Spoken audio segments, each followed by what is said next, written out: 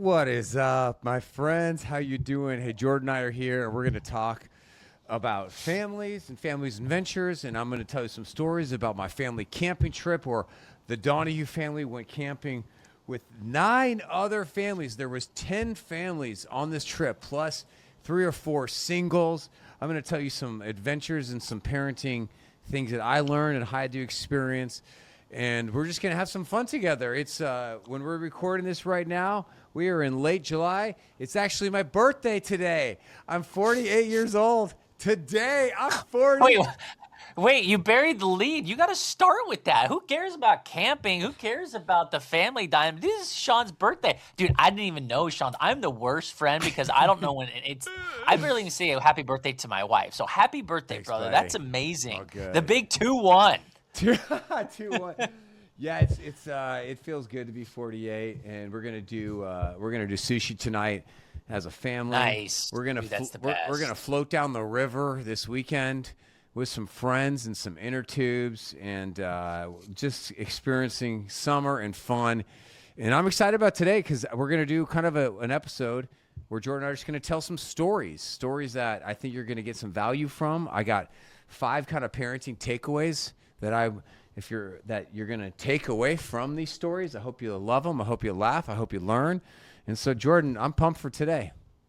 Oh, I'm excited to hear. I'm still shocked that you guys, again, went on a family camping trip with more than like one other couple or 2 other couples. You're talking about like a ton of people all together when camping can already be a little stressful for some people. I know. Camping sucks in so many ways. The teardown and the setup and all the food and the cleaning. But the reason why people camp is because all that other stuff is just so incredible. Campfire stories, you're roasting marshmallows, you're waking up early with the birds. Yeah, man, there's a lot of good too. So many beautiful things. The floaties and the memories and the kids just playing together and the teens being outside and off their screens and making friends. Like at a dinner party, you're hanging out with another couple and you have maybe 3 hours of great conversation.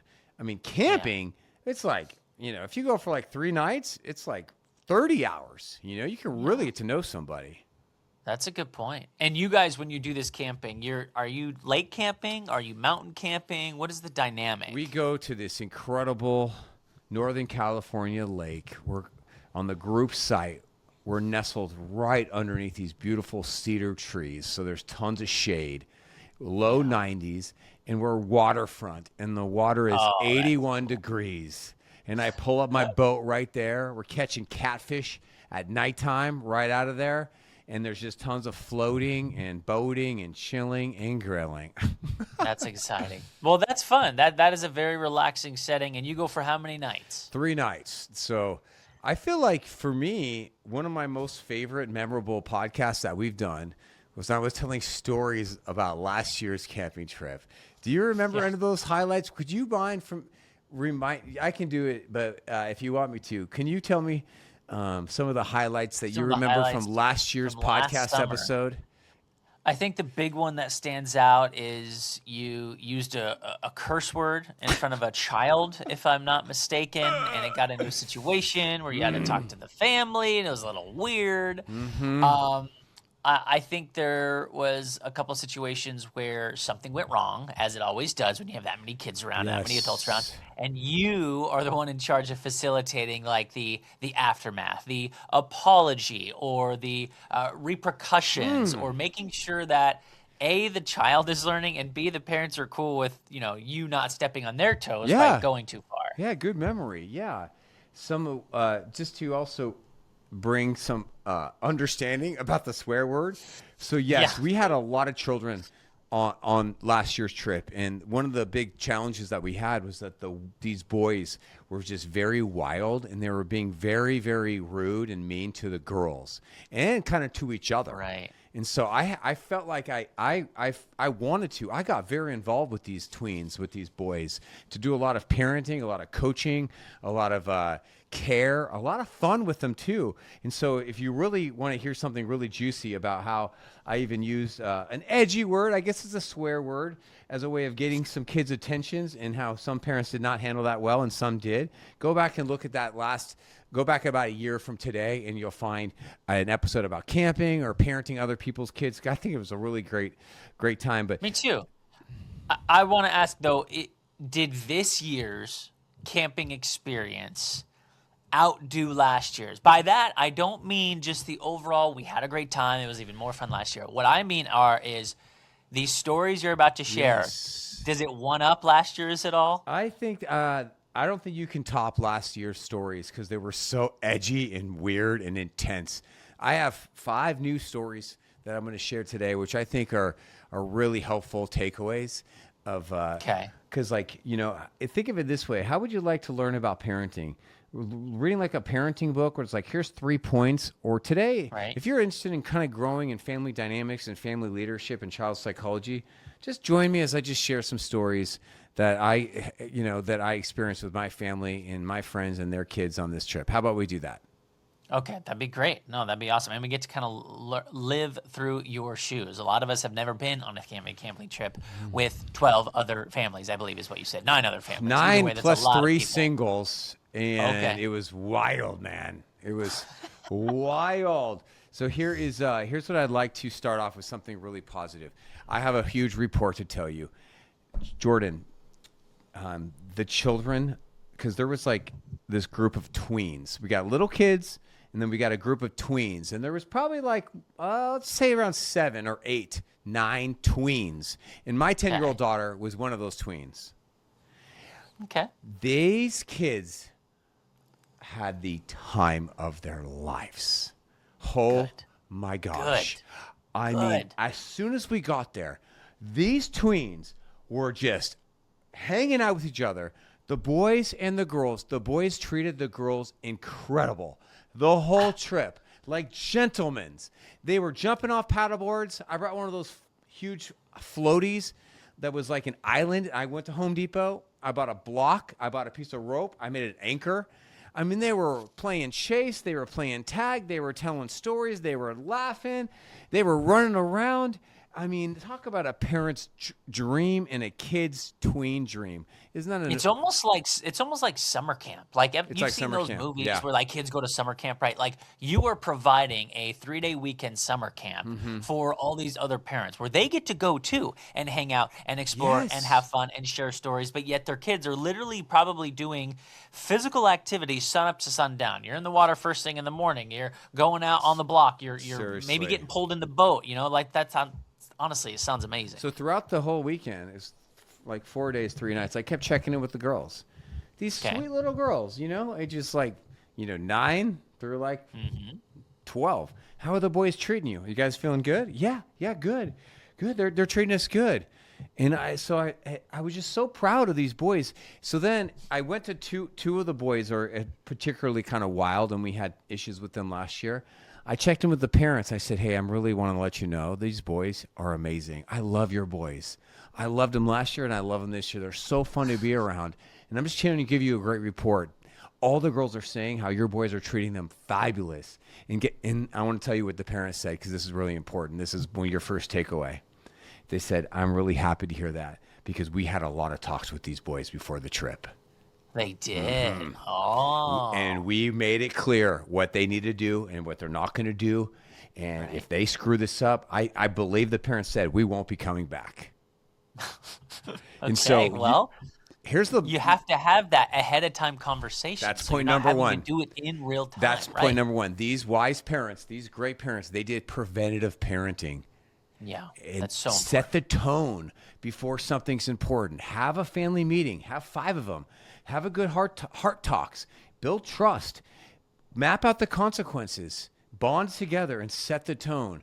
And I think the success of these kids has so much to do with the good parenting that occurred before the trip.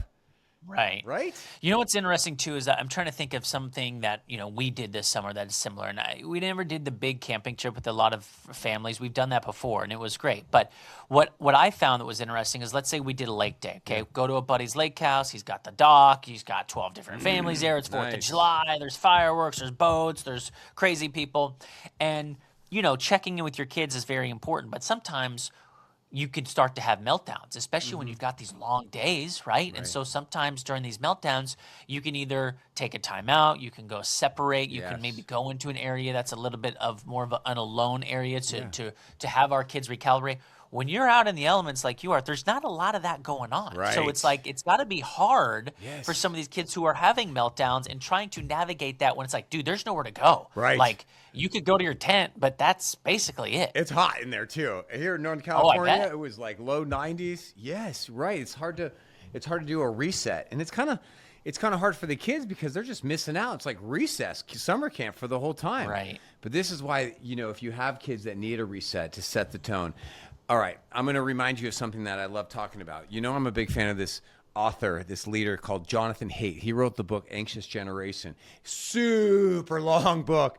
And one of the biggest takeaways for the book, as he talked about why kids are so anxious and about how screens are such a huge cause for all this younger generation's issues and why they're so troubled and depressed and anxious.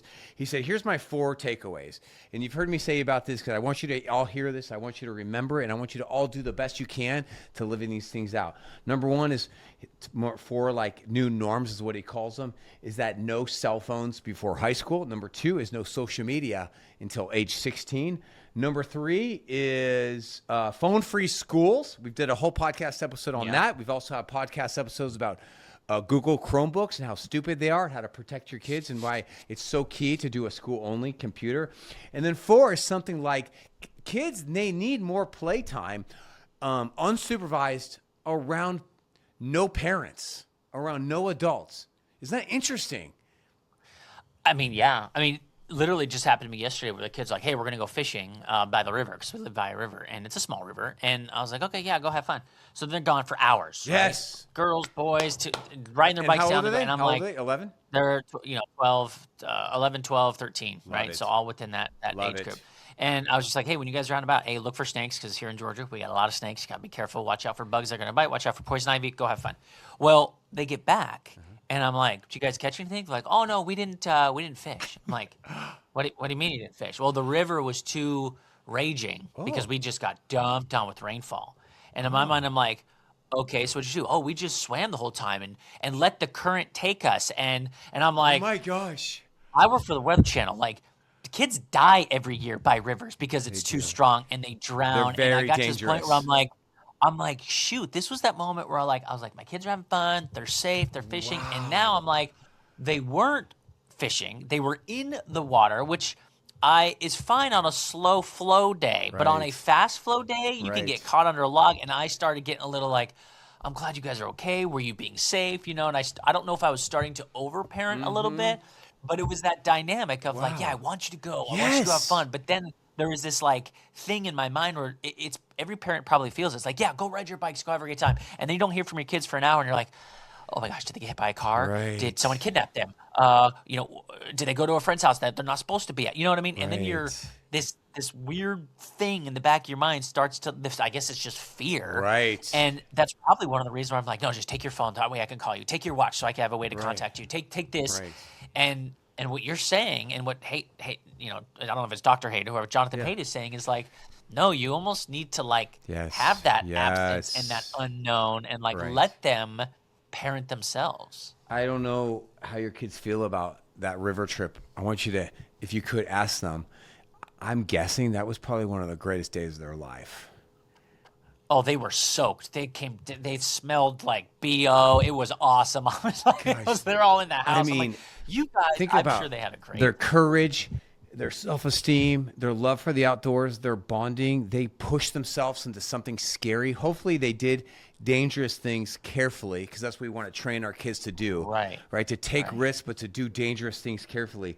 But this is what I'm talking about. If you were the type of parent that was like over parenting, like, no, you can't go down there. No, you're only 11. I have to have a parent with you. Like, this is what we're talking about how we have to let go. We have to be wise. We cannot live in fear. And that's what I got to experience for point number 2 on this trip. These kids were out there and they're just running all around this campground, unsupervised at times. Now, did you have 20 adults around looking at them, checking on them?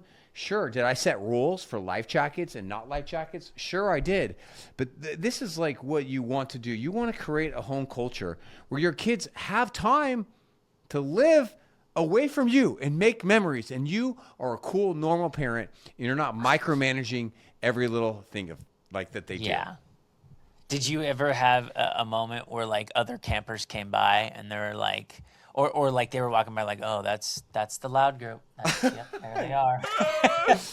Oh, this is the group where all those kids are I coming wouldn't from. know. Oh, I see. I Oh. wouldn't know. All right, that's Okay. funny. I wouldn't know.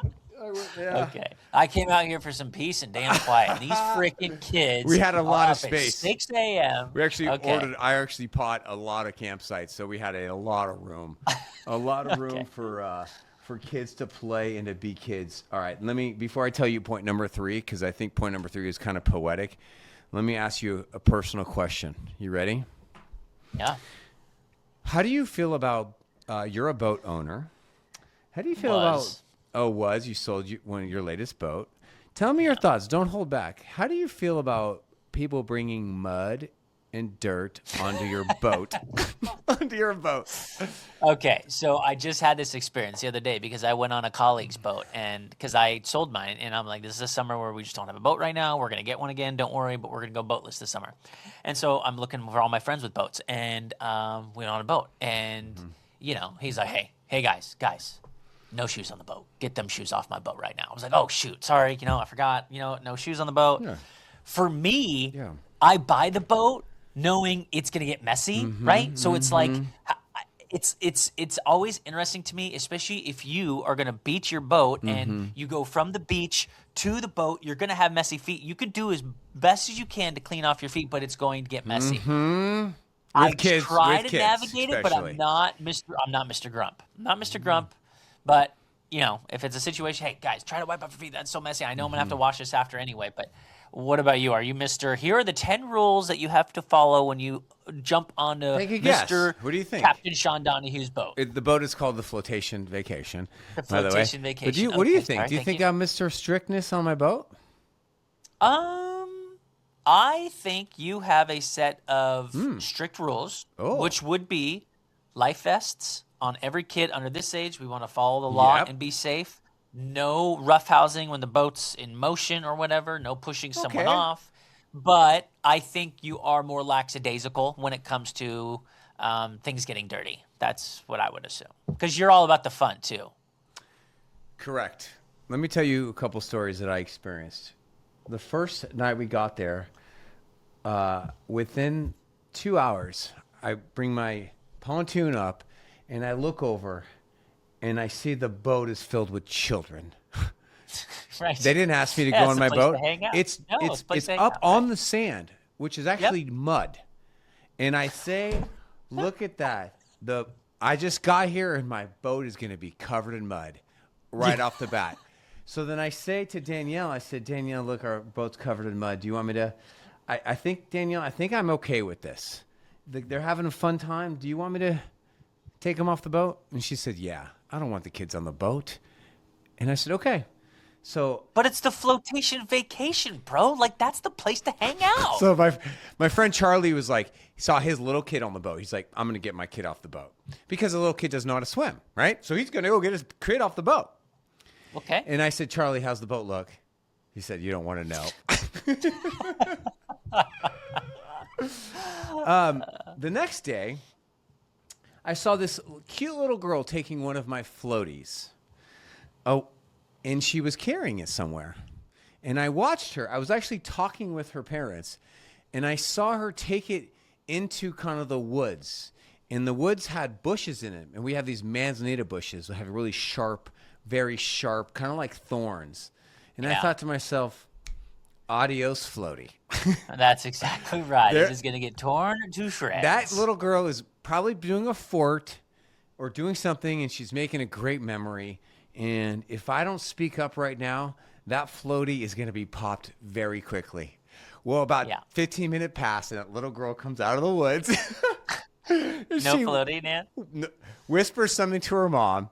Her mom tells me, Shauna, I'm really sorry, but my daughter popped your floaty. course. Here's my lesson for all of you. Okay, everybody, just think for a second. What type of person do you want to be? Yeah. Do you want to be a cranky, stressed out person who has a perfectly clean boat? Or do you want to be an adult who has popped floaties and a dirty boat and just a ton of great memories? You know what I mean? So I'm gonna push back on that a little bit and ask you something. Dude, I've seen some kids tear up my buddy's boat dock. He has these expensive fishing reels out, and he lets us play with all his toys. I look over at this kid. He's probably 6. I'm like, Van, what you doing, bro? He's like, oh, I'm just pulling up some fishing line. Yep. I'm like, you're pulling up fishing line? Is there bait down there? No, the pole's at the bottom of the lake. Oh, No! Oh, so you're just gonna Right. pull all the line off of the open spool until it pulls up to the bottom. Oh my gosh. And I'm like, oh my gosh. I'm like, step out of the way. And I dive down to the bottom of the dock. I get that it's probably got to be $150, $200 fishing pole. I'm like, oh my God, Right. these kids. What I'm trying to say is kids will run all over They will. your stuff. They will. So is there a balance, Sean, of course like we're- I don't yeah. want to be the grumpy old man, but I also want you to A, respect other people's things, and B, know that like all this stuff doesn't grow on a tree and I can just come pluck it whenever I want. Of course, right? we're Even though talking this about is the balance. Of course, we got to talk Correct. about the Okay, balance. correct. But there's a lot of people listening to this right now, and when kids come to their house, they are a big stress ball because there's That's wet true. towels on the ground, there's crumbs on the kitchen counter, and there's broken toys. And here's what I'd like to Yeah. tell you. Toys are meant to be broken, and boats are meant like to be that. muddy. I like that. And if I you like that. go and you come home from a camping trip with kids and you have all of your toys intact and your floaties are not popped and some of your stuff's not damaged, it means you're doing something wrong. Like it. You're not using it. Isn't that You're not true? actually experiencing. That is so And true. if you come back and you're just a big ball of stress because kids are acting like kids, you know, you are missing something. You want to be a muddy boat parent. Now, Yeah. of course, as their balance, of course, you need to tell the kids, hey, guys, do your best if you could to try not to bring any mud on the boat. Just rinse your feet off before you come in. But you know what? You could say this to some teenagers and some kids, and it's still going to bring mud onto your boat. So what are you going to do about it? True. I think we should all be muddy boat parents and just Okay. realize, like, this is it. This is the time of our life. Like, you want to have a clean boat? Well, then don't have kids. And then, you know, what's going to happen is you might have a little bit of a period when your kids are, like, in their 20s and you get a Yeah. clean boat. This is all a metaphor, right? A boat is a metaphor. Right. And then, soon enough, hopefully the good Lord is going to bless you with some grandkids. And then you're going to go back to muddy boats. True. And you know what? I'm going to push even further. Use those little kids as little child laborers, right? You take that boat to a car wash station, be like, hey, guys, meet me at the car wash station. We're all going to wash this boat together, right? I'm thinking of like a road trip me and my family went on this summer. We drove all the way up from Atlanta to Chicago, basically, to go to a friend's graduation party. And we had a great time. We did this whole loop. It was like 10 hours there, 10 hours back. We went whitewater rafting on the way back. I think I already talked about it on a podcast. Yeah. It was really fun. But, of course, my truck that never has anybody in it is always clean. And I look around, I'm like, there's crumbs, there's trash, this is out of control. But it was cool. Like, you don't want to be the whole, like, make sure you're throwing everything away. Like, we're on a road trip. Have fun. But on the way back, I was like, hey, I'm going to freaking wash the car. Let's go. And then Right. everybody comes in. They do their little cleaning part. Boom, done. It was awesome. I love that story about cleaning. That's partly why people love camping so much and why you should actually think about, even if you don't like camping because it sucks and it's so much work, having your kids help with the cooking, help with the cleaning, help with the packing, Yeah. the unpacking.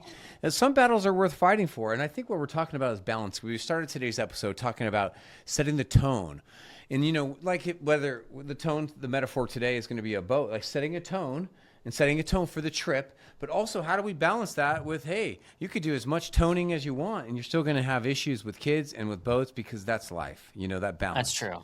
And you gotta use this stuff if you have it, right? It's so fun. I'm so glad that you were able to bring your boat, especially with that many families, and be able to use it with that many kids. I mean, that's really cool of you. I was happy to hear one of my wife's highlights is we did a woman-only trip, and there was 15 people on my boat. We had life jackets for everybody. We were driving very slow because it was very sketchy. And the girls were able to just kind of go out as moms and Go out. I got 2 more short stories for us. Can I share them real quick? Isn't I don't know if you're Coast Guard certified. Those pontoons, aren't they only like 12 people max, Sean Donohue? All right, let's change the subject. Every pond, I've got a very large pontoon. I think it was safe. I think it was good. I'll go check. You can mind your own business. I think I was at the max, but here's what I've learned. This is a little bit of a more serious topic. Okay. You know, I like the saying, "It takes a village to raise a child." Do you like that saying? It's a very important saying. It goes back a long ways. In fact, we should Google it. How long has that saying been a thing? Where does it even come from? It really is still usable to today. I also feel like a really important episode we did was pretty soon. It was only about 2 months ago. And we actually talked about how hard it is to be a part of a village, to find a village, and to actually stay in a village. Because when you're actually in a village with other people, you get annoyed and people piss you off and they bother you and they cross lines. And you want to leave that freaking village because these people are annoying and you fight. Yeah, like the freaking HOA. Like, get off my lawn, bro. Like, stop harassing me on stuff. So here's something that I've learned and I just want you to think about. We had there was some tension on this trip. I'm glad you're sharing it because I can't imagine a camping trip with that many families with no tension. The tension was very minimal, first of all. Good. Extremely minimal. But even something like this can cause tension. We try to do like a family meal plan where of the 10 or 11 families, 7 of them agreed we're going to all rally. So 2 families did one dinner, 2 families did another dinner, 2 families did a third dinner. So essentially you're only cooking one time, and then one family did a breakfast. Okay. Now, what could go wrong with that? One family forgets enough food. I don't know. I mean, maybe you cook something that another family doesn't like. Right. What could go wrong, right? What could go wrong? I just kind of... Or they don't start the meal at the time when you're hungry. And you're like, hey, is Johnny going to start the freaking meal? Like, it's lunchtime and it ain't even on the grill yet. Yep. So let's just say this. Let's just say that hypothetically, 2 families were having some tension around burrito night. Okay. All right. Can you imagine how that is possible? That the families these 2 families were supposed to rally and team up, and they were going to, figure out a way to go provide really nice burritos for everybody. And then they're only cooking one night. And then the other nights, they get 2 other really nice meals and a breakfast. That's kind of sounds good on paper, doesn't it? Sounds great. Sounds easy. I don't understand what the big deal is, but keep going. This is good. So here's what I've learned, that if you're arguing about burritos, it's actually not really about burritos. Right? What's so funny? I'm not trying to be funny. This goes back to your teaching that you've taught us years ago. Right. It's never about what it's about. It's never about what it's about. Yeah, it's never about what it's about. If you're really arguing about burritos, it's other stuff's happened, right? Right. Like someone feels disrespected, someone feels bullied, someone feels unheard, someone feels like, hey, this is not what I agreed upon. Someone feels like, hey, I don't think that's fair, or my kids don't want this, or what about this, or you never asked me about this. They feel unvalued. They feel disrespected. They feel annoyed. Right. They feel taken advantage of. They feel maybe left out. That's what so here's I'm not really telling this story very well, but here's the lesson that I learned. You ready for this? If you are in a village with some friends, or even with some cousins, or even your own siblings, here's something I've really been learning, and I was reminded of it on this camping trip. Being in a village is incredibly hard and requires a lot of love. That's good. I mean, yeah, and trust. I know it's kind of cryptic language, but I went with the word love. Being in a village is very hard and requires a lot of love, because isn't trust a form of love?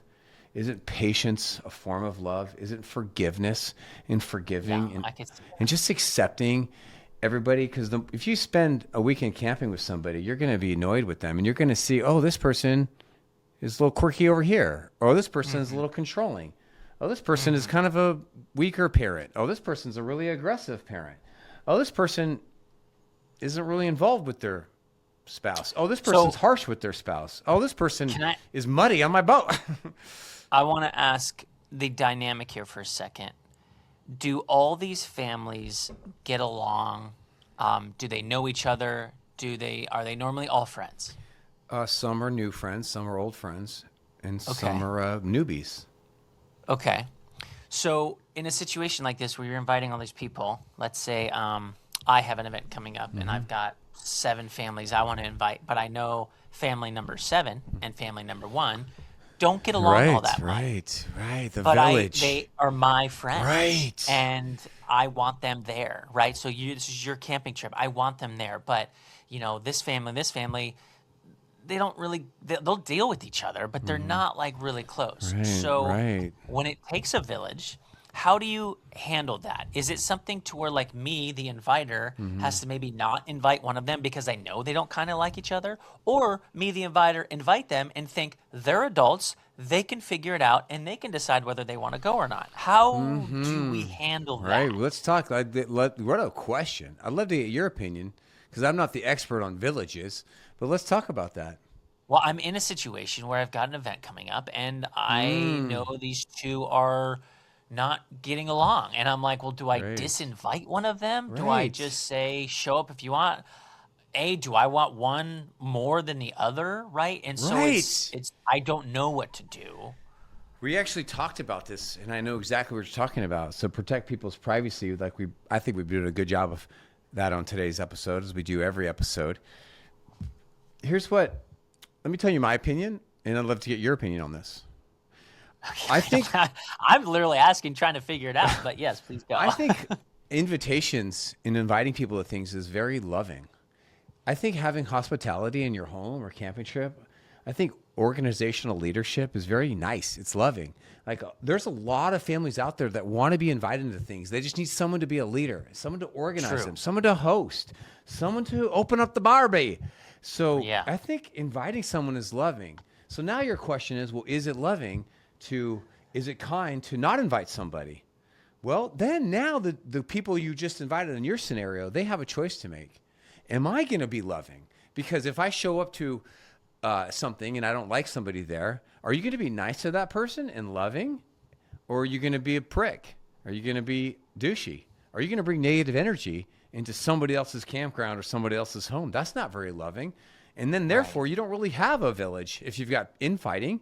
You know what I mean? That's why I'm saying if you really want to have a village, it really requires a lot of adults who bring in a lot of maturity. And what is love? I mean, love is patient. Love is kind. Love is not serving. Love is sacrificial. Right. Love is keeps no records of wrong. And too, this story, you guys could be listening. It's like, well, this doesn't make sense for me and my adult friends, but my kid doesn't like their kid, and so it gets into a situation where it's like, I like the parents, but the kids, they're bullying my kid or whatever it is. This dynamic of like, I like what you said though. I do think a lot of families are looking for that leader to step up and be like, hey, have a party, have something. We want to go, and some people don't want to host, but they really want to be included, and it's very important to do so. I don't think this is ever going to end up on the bumper sticker or something, but maybe we can wordsmith a little bit. It's almost like it takes a village to raise a child. That's true. But it takes a loving adult to remain in a village of imperfect people. Because it's work. Freaking A, it's work, dude. It's not all easy peasy. So circling back to this burrito story, did they figure it out? I don't know exactly what happened, what the heated moment was, but were they like, oh, it's all good? They did. It took me and somebody walking for 3 hours last night to talk it out. Wow. Okay. So it was a little deeper than just it's you cooked the burrito the wrong way. It's you rolled my burrito the wrong way. It had nothing to do with burritos, man. It had very little to do with burritos. Right. And will these two go on next year's camping trip together with you? Yeah. Oh, good. Definitely. Good. Good job. Yeah. Do you feel the weight of like having to be like everything? You're the everything. Like you have to be the fixer You've got to be the fun creator. You've got to be the rule maker. That's a lot. Okay. That would be like for a whole different conversation, because I know. I'm just throwing it out there because but you are like that with your friends. You are one of the organizers. You organize things. You organize parties. I do, but I am not as confident in my coaching abilities as Sean Donohue is, and so in moments where we need a Sean Donohue, I don't step up to the plate because I don't have those answers. You do. You can fix wrong. You can breach tough tensions and create a learning experience to where it's loving and people still don't think you're being a meanie. Sure. Both adults and kids, so I'm glad like they have you. They're so lucky to have you as a friend to teach their kids, to teach them about life. I think it's great to have so much fun. Just following you on social, it's like you guys are having a ball all the time, but learning about the intricacies of like the trouble that's brewing in there. Yeah. It's cool to have you in there. It's a little flame and you snuff it out. You're like, another little flame. Let's put this one out. Okay, this one's getting bigger. Let's attack it. Okay, what's going on? Okay, I don't know how I want to answer that right now, but I think what I'll answer it, I hope you like it, is hopefully you have some people in your life who are good at organizing groups, inviting you over. And if you're not that person, well, then become that person. If you don't have someone like that, well, then you become that person. It's really hard to be like an organizational leader because it's so easy to criticize that person. Yeah, that's so true. Right? Yeah. And it takes work. It takes cleanup. Sean's got to take his boat and now clean up all the mud off the bottom of the boat. Well, emotional mud, dude.